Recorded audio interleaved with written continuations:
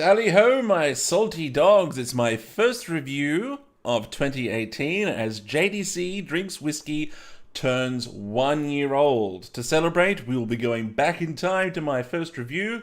I'm not going to do the Chivas Regal 12 again, but I will be doing its bigger brother, the Chivas Regal Extra, coming at you in just a few moments.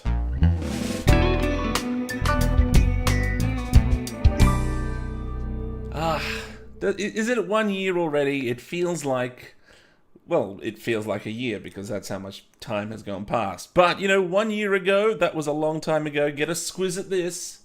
With this Chivas Regal, 12 years old.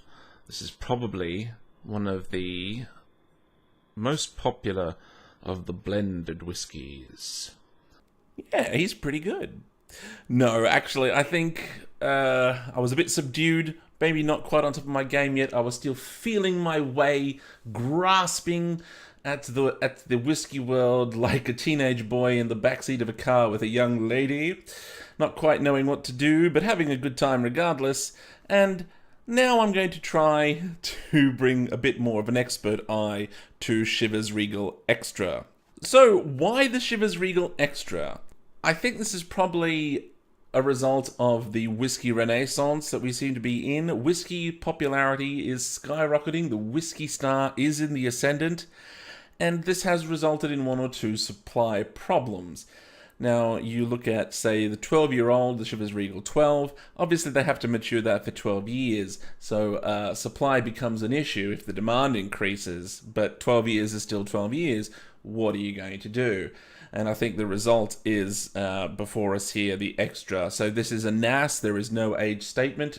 Being a Scottish blend, that does mean the youngest stuff inside is probably 3 years and a day. There might be some stuff that's a little bit older. They can be a bit more selective with the casks because they don't have to wait as long. So I'm hoping that the bitterness that I did remember finding in the Chivas Regal 12 will not be an issue here. If it is an issue here, I will be somewhat disappointed.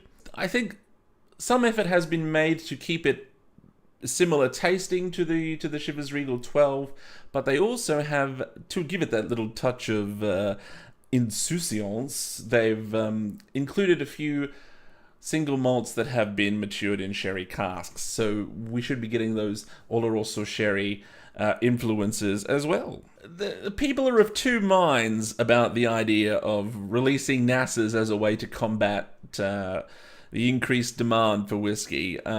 You got some people who are a bit sort of, get off my lawn, you kids, and are getting a bit tetchy about it. I totally understand that.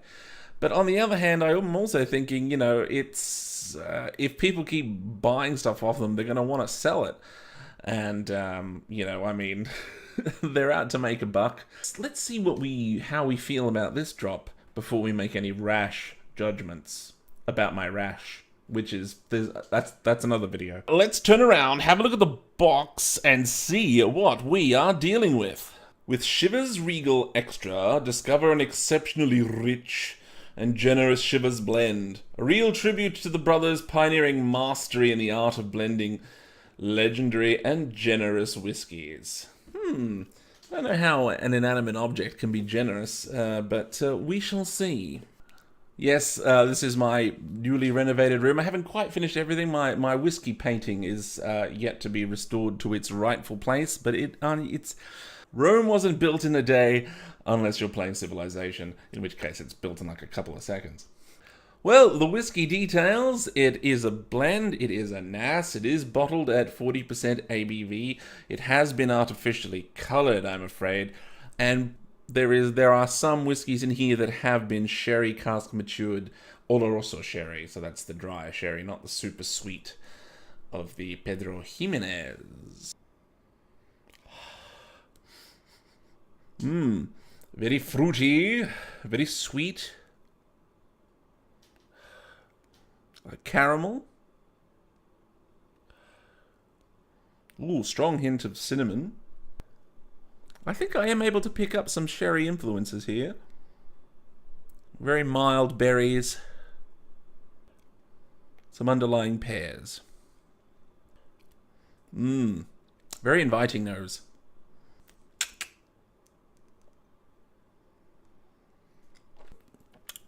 A good hit of spices, some light fruits,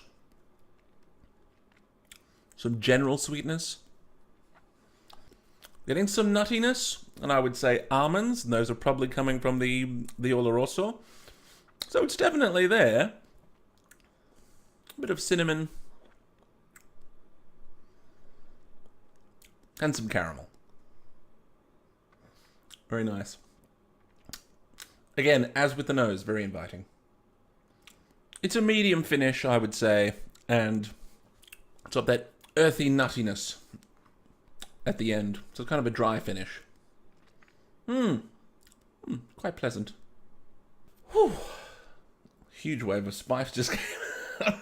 What's going on? Oh, okay, that was very nice. So, the Chivas Regal Extra, what do we think? Yeah, look, I think it kind of smooths over some of the rough edges that is in the 12-year-old. You can kind of taste its youthfulness. I think it's a good little step up from the Chivas Regal 12, which is kind of held back a little bit by all that tannic bitterness. This doesn't have that. The sherry influence is quite good. It sort of balances it out, doesn't make it too sweet. Nothing spectacular, but quite serviceable.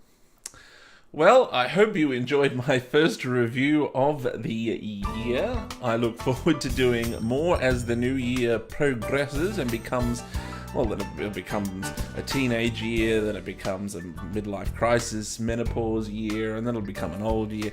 You know what I mean. I look forward to doing more reviews of whiskies. If you have enjoyed this review, give it a thumbs up. If you haven't subscribed yet, do consider subscribing now, and I look forward to tasting another whiskey for all you salty dogs very, very soon.